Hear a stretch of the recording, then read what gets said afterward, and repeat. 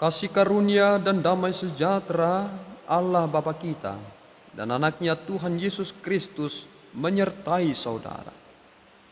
Amin. Shalom, saudara-saudari yang terkasih di dalam nama Tuhan Yesus Kristus. Senang bisa menyapa saudara di tempat saudara berada hari ini. Dalam dimensi yang berbeda tetapi dalam dunia yang sama.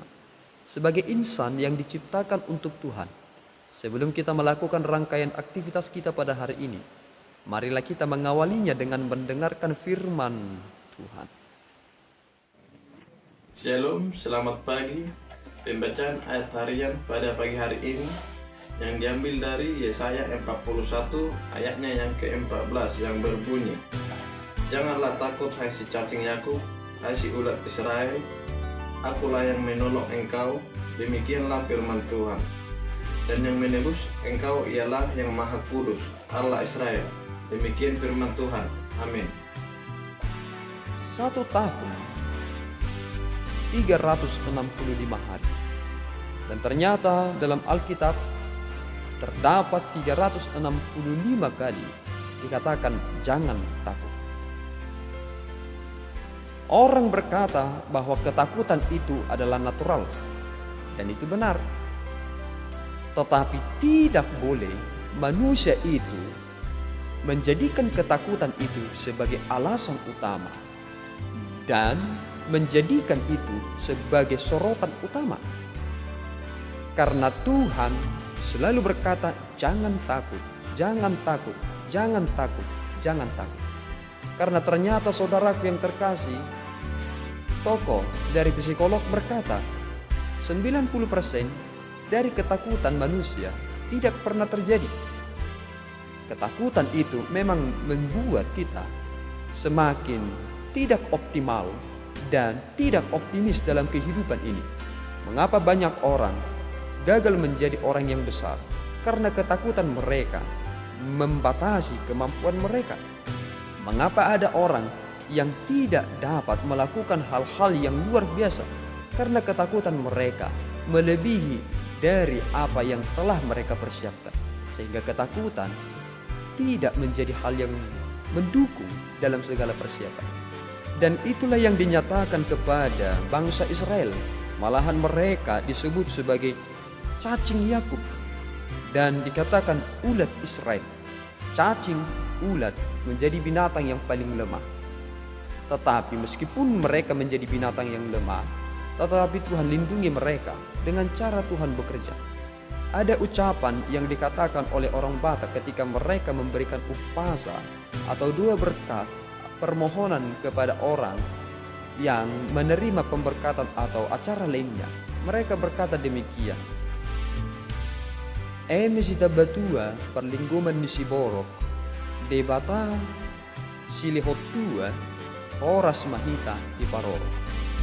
Ketika kita coba analogikan secara sederhana, batang padi yang lebat itu akan menjadi tempat yang baik bagi berudu-berudu kecil untuk berlindung, sehingga mangsa mereka tidak dapat melihat di mana keberadaan mereka yang begitu lemah itu.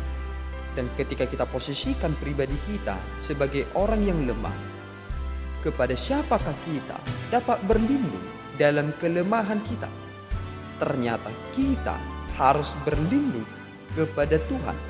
Debata silihot tua, horas mahita di paroro, yang memperhitungkan, yang menentukan, dan yang memproyeksikan ke masa depan adalah Allah sendiri. Sehingga ketika bangsa Israel melihat kepada pribadi Allah, mereka harus melihat kepada masa lalu. Dan Allah telah melakukan itu dalam 3 hal. Masa lalu, sekarang, dan untuk besok. Dan sering sekali saudara, ketika seorang ingin pergi merantau, dia diliputi dengan rasa takut mereka. Siapa yang akan kujumpai di sana? Bagaimana aku bisa sampai ke tempat sana? Bagaimana ini, bagaimana itu? Dia lupa bahwa ternyata ketika dia berdoa, Tuhan sudah bekerja di sana. Tuhan juga sudah melindungi di sini. Dan Tuhan juga telah memberikan tempat yang baik di sana. Dalam 3 hal Tuhan bekerja. Manusia hanya mengerjakan 1, tetapi Tuhan bekerja dalam 3 hal. Sehingga ketika ketiga hal ini telah dinyatakan kepada manusia, tentu kita harus semakin yakin dengan apa yang kita kerjakan. Orang yang tidak yakin dengan apa yang mereka kerjakan, bagaimana mereka akan dapat begitu yakin Tuhan akan memberkati itu? Tetapi ketika kita bekerja, kita menyerahkan itu ke tangan Tuhan. Kita sama seperti yang dikatakan di sini, cacing Yakub dan ulat Israel. Tetapi 2 hal yang perlu dan harus kita hidupi adalah, akulah yang menolong engkau, yang Maha Kudus Allah Israel menebus engkau. Akulah yang menolong engkau, pribadi Allah sendiri. Dan akulah yang menebus engkau, yang Maha Kudus adalah pribadi Allah sendiri. Menolong dan menebus. Inilah yang kita telah terima. Tuhan menolong kita. Dan Tuhan telah menebus kita dalam kemahakudusannya. Sehingga penebusan saudara, penebusan kita adalah penebusan yang Maha Kudus.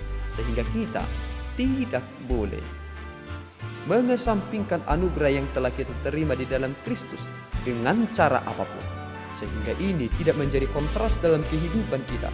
Seolah-olah ada pemahaman yang sekuler antara ini dan itu, tentang pekerjaan dan tentang itu. Dan itu adalah pemahaman-pemahaman yang liberal. Tetapi firman Tuhan menuntun kita bahwa tidak perlu ada yang ditakutkan meskipun itu bersifat natural. Perhatikanlah Yesus ketika ia harus menghadapi cawan yang pahit itu. Dalam naturalnya ada ketakutan di sana. Tetapi lihatlah bagaimana cara Yesus menerima itu. Kehendakmu lah yang jadi, bukan kehendakku. Demikianlah kita akan berkata di dalam hidup kita. Kehendak Allah lah yang jadi, bukan kehendak kita. Banyaklah rencana di hati kita, tetapi Tuhanlah yang menentukan langkah-langkah kita. Tuhan memberkati, tetaplah berpengharapan, jangan takut, Tuhan bersama kita. Kita berdoa. Ya Allah Tuhan kami bersyukur atas anugerah-Mu. Engkau berkata supaya kami tidak takut, karena Engkau yang menolong dan menebus kami. Kini Tuhan kami serahkan hidup kami, bahwa Engkau yang mengetahui masa depan kami. Izinkanlah Tuhan, pengertian yang daripada Bapa menguasai hati kami, pikiran kami, dan langkah kami. Sehingga apa yang boleh kami rencanakan, kami serahkan ke dalam tangan Tuhan, karena Engkaulah yang menetapkan itu sesuai dengan keputusan Bapa. Terima pujian kami Bapa, dalam Yesus kami telah berdoa dan mengucap syukur. Anugerah Tuhan kita Yesus Kristus, kasih setia Allah Bapa, dan persekutuan Roh Kudus menyertai saudara. Amin. Tuhan Yesus memberkati.